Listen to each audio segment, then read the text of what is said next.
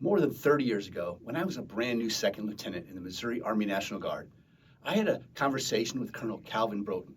It was about the 4 ways of getting things accomplished.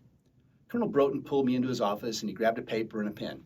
He then drew a matrix consisting of 2 columns and 2 rows by drawing one big square with a line going right through the middle from top to bottom and another going through the middle from left to right to create 4 smaller squares. Colonel Broughton told me that there was a wrong way to do things and a right way to do things. Then he labeled the first column wrong and the second column right. After that, he told me that there were hard ways to do things and easy ways to do things. Then he labeled the top row easy and the bottom row hard. The colonel pointed at the box where the row he labeled as hard intersected with the column he labeled as wrong and told me to avoid spending all my time there at all costs because there's usually tons of work there and in the end, it's not going to pay off. He also pointed at the box labeled easy and wrong. Now, there's an upside to failing fast, even though it still means failing. Then he pointed at the box labeled hard and right.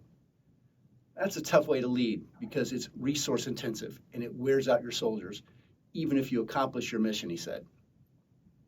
Finally, Colonel Broughton pointed to the box where the row he labeled as easy intersected with the column he labeled as right. I smiled because I knew that that's where the colonel wanted me to spend my time. As you explore the concepts in our book, Offer versus Ask, you'll soon realize that the offer, when done correctly, is the easy and right way to make rapid progress towards your goals.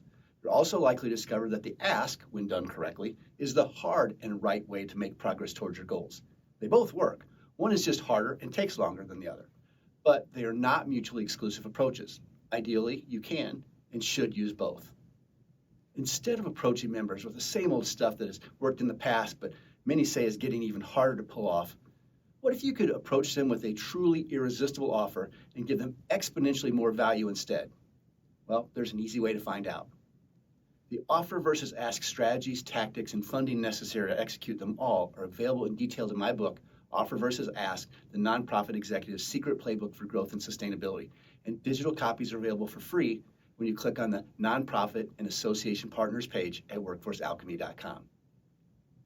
You're also invited to apply for acceptance into our alliance in order to tap into all kinds of additional financial resources and support mechanisms that can be made available to your organization at no charge.